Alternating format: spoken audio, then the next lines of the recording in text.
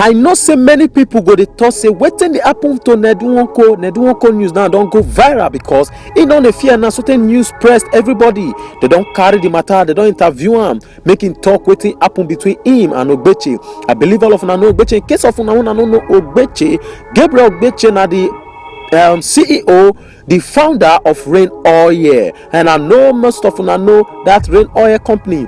So the thing get branch for all over this Nigeria, and now Gabriel Gbeche be the CEO of Rain Oil. He and this man Ned Nwoko, Regina Daniels husband, they don't get serious problem. And how the problem they start be say now concerning one land like that. But I believe I do this video for and that one might say Ned Nwoko try to escape. So I do that video so make una watch that video in case of una maybe say una no understand the matter. But for those may understand the matter, I go continue from here. So now remember when we say the man doctor say he go assassinate Ned Nwoko, how Regina Daniel say no. Now Regina Daniel even tell the husband, which is Ned Nwoko. Regina Daniel can't tell Ned Nwoko say see wetin happen o. Rain Oil boss say he go kill. How Regina Daniel tell no be say person wey be say he dey go church with Regina Daniel together. Can't tell am say see wetin in here o, see wetin in here. In friend when they work for prison, yeah, when some hoodlums inside prison they talk and say after they come out for this jail, then go Ned Nwoko say na Rain Oil boss send them. Na in that one say yeah, he can't tell Regina Daniel church member. Regina Daniel church member can't tell Regina Daniel. Regina Daniel can't tell Ned Nwoko. The matter just go like that. Now Ned Nwoko come here from there. Ned Nwoko come the fear say he can't tell press now say anything happen to him. Make the older man Gabriel Gbeche responsible. So I go leave una man and listen to this comment, to this talk when him talk for press as they interview him. Now concerning the same matter, I like make una comment and watch this video to the end so that una go understand the matter and I no go let anybody come to tell una as it go. All right, guys, see you on our next video. Goodbye. About just over two and a half months ago. 2.5 months ago, one morning, my wife Regina forwarded something to me. I looked at it, I opened it, I said, where is it from? I went through it. Same way you're going through it now. And she said to me she got it from a company director. The owner of that company is a guy called Wale. This company is a fairly big company. They're called Sapphire. Sapphire are perfume makers. You probably know about them. Regina happens to be one of the brand ambassadors for Sapphire, the perfume company. So I asked to speak with the man who forwarded it to her. And I spoke with him, and he told me he got it. This thing was sent to him by a gentleman who was in prison at the time.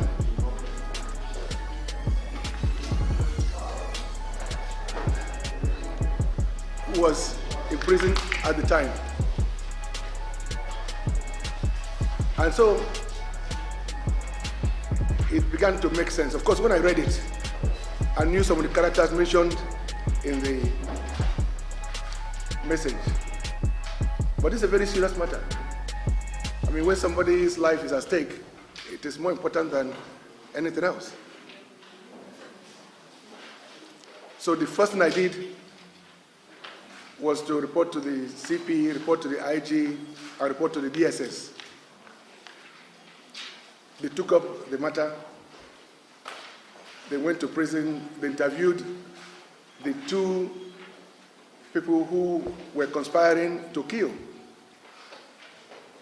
They also invited the gentleman who was named there as their financier. Later on, of course, if you read through there, they just described him as the owner of filling stations. Of course, in my place, there's only one owner of filling stations. But when the guy who overheard the discussions came out from prison, I also met with him.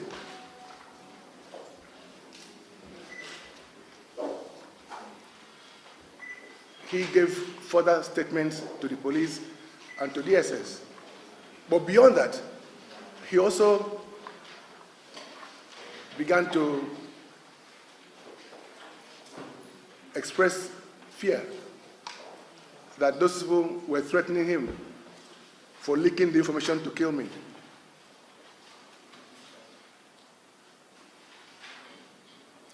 The police tried to encourage him to make statements, which he did.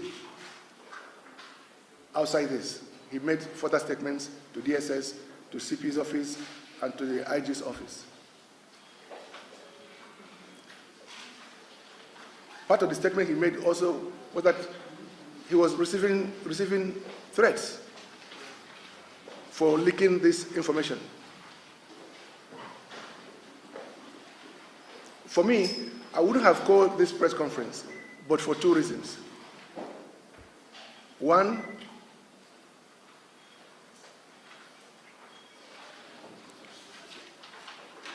and perhaps even more importantly, is that the person mentioned in the documents and the further statements, Gabriel Obeche, the owner of Rain Oil, began to say that I concocted the story. You know, I have no reason to make up such a story. So I wanted to deal with the issue of credibility. I have no reason to make up a story about somebody who is in prison. But secondly, and much more importantly, is that the guy who informed us on this plot, just as he feared for his life, he died 3 weeks ago. He died 3 weeks ago, so much so that even the mother and siblings have refused now to, they were meant to be at this press conference. The gentleman at Sapphire Perfumes, Wale, was also meant to be here, but he said he's also scared for his life because the way and manner that the gentleman died is still a mystery and suspicious. We just felt at some point that having gone to the police would have been enough. At least once they were told that the plan has leaked, that might encourage them to abort whatever they wanted to do, but it didn't seem to have worked. So I just thought that I should talk to you about this, and of course we can talk about the country or other issues that you might want to talk about. I know one or two of you here want to talk about Paris Club, refunds and all that. You read about it. But investigations are ongoing on the plot to assassinate and on the death of this young man. His name is O.C. Bosa. O.C. Bosa is not your typical prisoner. Apparently, from what I understand, he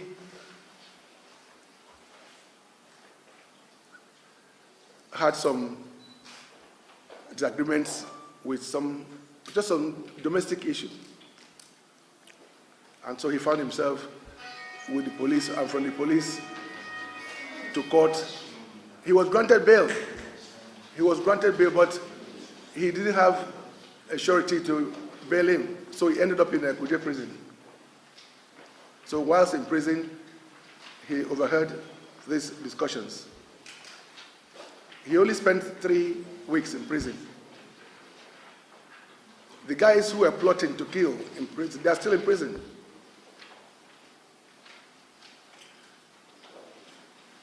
So I just thought I should bring this to the attention of the media for reasons that I've told you already.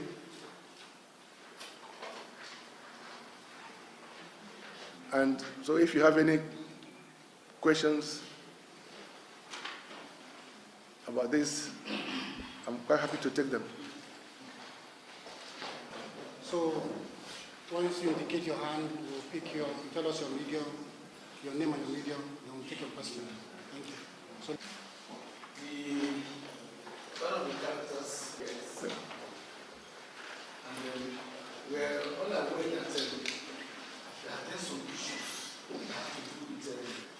if not for the issues back home, there's nothing else. So it has to do with it.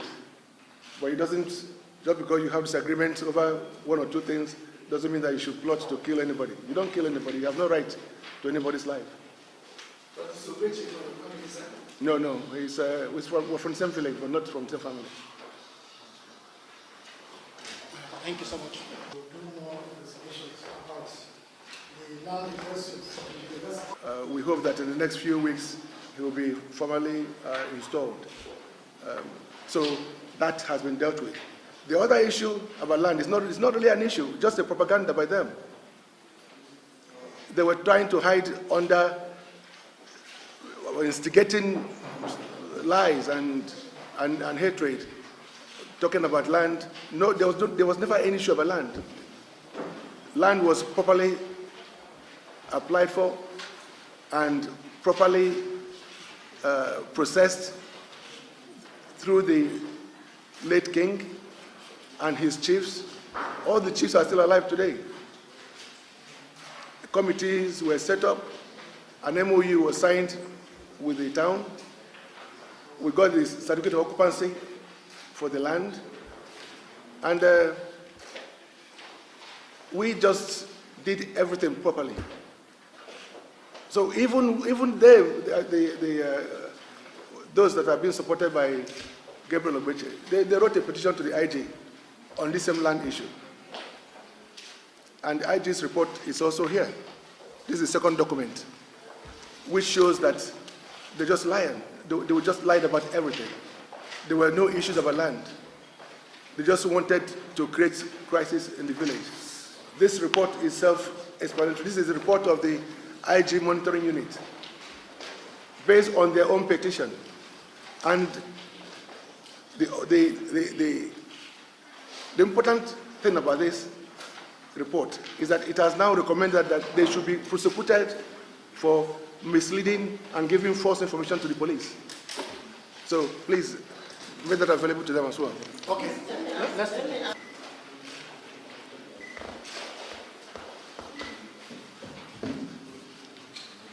I am not one of those that believe in Hausa president or Igbo president or Yoruba president. I just believe that the best person should be elected to address the many problems of Nigeria. There are many problems of Nigeria. So the ball is actually in the courts of the people.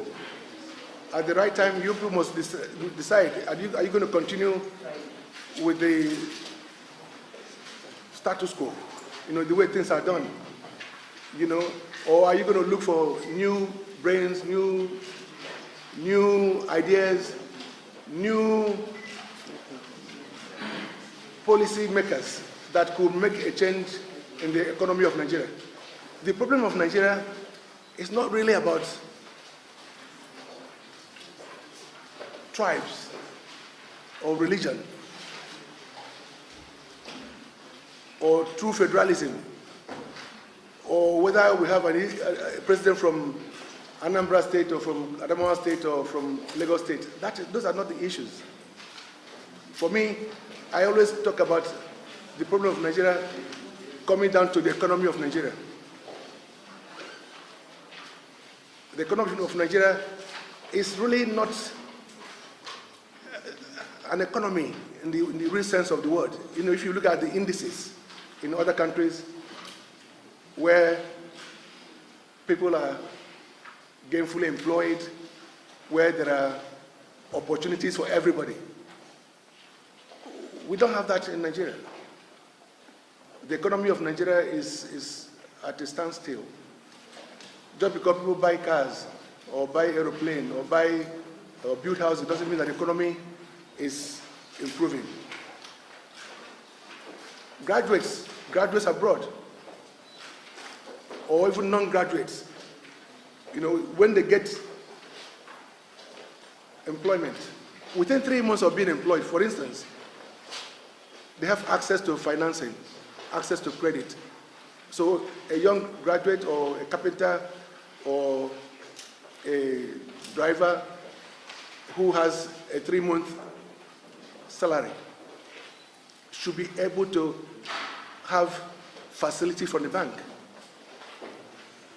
to get a mortgage, to get financing. So you get a mortgage to buy a house that is commensurate with your salary, your income. You should be able to get a finance to buy a car that's also commensurate with what you're earning. Everything about the economy is wrong in Nigeria. So until the banks, but this is the problem of the fiscal sector, that is FISCAL. The fiscal sector is the biggest problem we have in Nigeria. The banks are not functioning as banks. There are no mortgage companies. There are no finance houses. The insurance companies are dead. The sector is dead. The stock exchange is almost there, ceremoniously. Any government that focuses on these sectors, on these areas, will make a lot of progress for Nigeria. In fact, this area alone can employ no less than 10 million Nigerians within 2 years, if properly managed. The banks, go back to the banks again, the banks cannot on their own be imposing interest rates of 12% or 14% or even more. Government has to come in and regulate them and fix interest rates. And it's a very simple thing to do. Because you must have, government should be able to have a task force that will deal with this sector. Once it is done, you see the economy going. Practically all houses in Nigeria are built and bought by cash. That cash is not helping anybody. That cash is just sunk in there. The cash is not part of the economy. You, the owner of the house, cannot use it to go and borrow money. Say, take money, take this house and give me facility. Abroad, everybody goes on holiday. And those who can afford it, they take financing from the banks or finance to go on holidays. When you come back, over 6 months you pay. So this sector, the fiscal sector, should be the driving force for the economy. When people are gainfully employed, they become responsible citizens. You know, we talk about Boko Haram, we talk about herdsmen, we talk about various groups. We talk about the 419 and the rest of them. Look, the fact is that these people did not choose to become those things because they love it. No, it is principally because of the economy, the frustration they feel, the pain they feel, the bitterness they feel. So there is urgent need for a government to focus on the economy. Because when the economy is good, when people are employed, gainfully employed, receiving proper salaries, including yourselves here, you know, there will be more law-abiding. Crime rate will fall. Things will work out well. The few times I've had interviews in UK and elsewhere, with BBC, with CNN, you know what? After the interviews, they send money to me. They pay me for appearing on their TV channels. They pay me. But Nigeria is not like that. I mean, after this interview now, you expect me to see you, isn't it? So there are things fundamentally wrong with us as a country, and it's because of the economy. If the economy were to be good, if every one of you here were to be earning 5 million naira or the equivalent every month, you wouldn't be looking for peanuts from people that you interview, would you? So the economy is bad. That is not to say that it's the fault of this government. This is the fault of the system. This is the system. We are lucky that we have a very good country, as it were, geographically speaking. You know, the weather is beautiful. We can farm all year round almost. We produce many things here. We just need to address the economy properly, and you will see the difference. I mean, as I said before, in UK, a graduate or an artisan that gets a job and gets a mortgage or financing, they are more likely to stay in their jobs for the next 10, 15, 20 years. So they become disciplined. They don't want to lose those jobs. Because if they have any problems, all those their finances will go haywire and they'll be in trouble. So it pays them to remain honest. It pays them to work hard. But they have a clear vision of what life holds for them. But here, there's no clear vision. Everybody is running around in circles. Everybody. And this is not good. So time will come when you have to choose the right leadership that will give you what you want. Let me say this. I admire the current president, Buhari. I admire him. Do you know why I admire him? Because I like honesty. I love honesty. And he's an honest man. Yes, age might not be on his side. Yes, ill health might be a problem because we all have such challenges. But if he became an elected president when he was in his 40s, I'm sure there would have been a lot of difference. You know what he did as a military head of state. So it's not just about the head of state or the president being an honest person. Everybody around him also has to queue in and deliver for the interest of the people. All right, thank you so much. Let me, I'm coming. Yes, your second issue on Paris Club. Yes, let me tell you, Paris Club work began as far back as 2002 with Boni Haruna Nyame of Taraba State,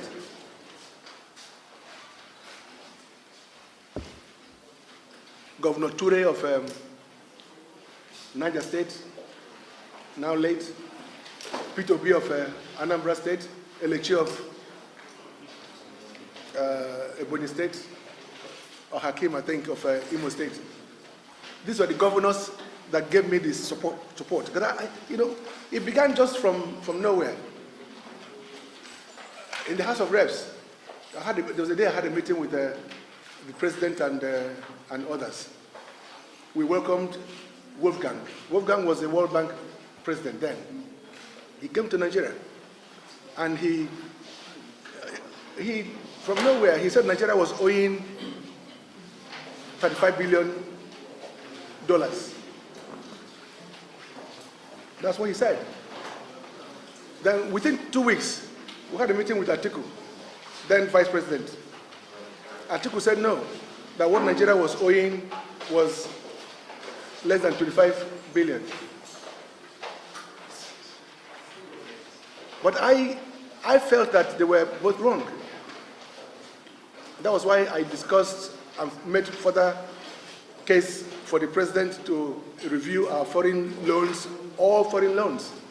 And you know, the rest is history, because through that work, with the help of Ministry of Finance and others, you now know that Nigeria exited from the foreign loans. But before then, many of these states could not deal with the monthly deductions from their allocations. These are direct deductions were being used supposedly to finance the foreign loans. But one thing that Obasanjo did, and I give thanks to him, was that as soon as I told him that federal government should stop deducting loans, stop deducting money from the monthly allocations of states, he agreed. That meant that states had more money to deal with things. So the next challenge was to work out how much the states had overpaid over time. For example, by the time I began to do the work, according to federal government figures, Abia State was owing over $500 million. Abia State alone. I chose Abia because that's the #1 state. But by the time we went to court in London and other places, we discovered that Abia State was owed a refund of over $300 million. And so, the same story went around all the states. Of course, local governments never borrowed any money. Local governments never borrowed a penny. But the money that they were meant to be shared between the 3 tiers of government, you know what they call first line charge. What they would do every month, they would take money, if there was about 1 trillion naira to be shared amongst all the states, they would take about 10% of it to service foreign loans. I said that was wrong. You cannot be taking money belonging to the 3 tiers of government to service loans that local governments did not take. So I took federal government to court as well. Apart from taking them to court on behalf of all the states. I'm going to cut it short. At the end of the day, local governments and states were refunded just over $13 billion. They've been refunded everything. So the issue you read about or heard just came from some individuals who said they are down the new interim management committee of Algon. Of course, I know that there's nothing like that. They were just busybodies who just wanted to raise some dust. I don't need any court order to be paid for what I've done because I already have all the judgments. And federal government has been paying. They're paying. So most of the things you read are not true. I just believe that we have some enemies there who will always want to create problems, say some stupid things to the media. But the fact is that, yes, I've done my work. Money has been refunded fully to the states and local governments. And I deserve my fees. Just like you. You work every month, you get paid, isn't it?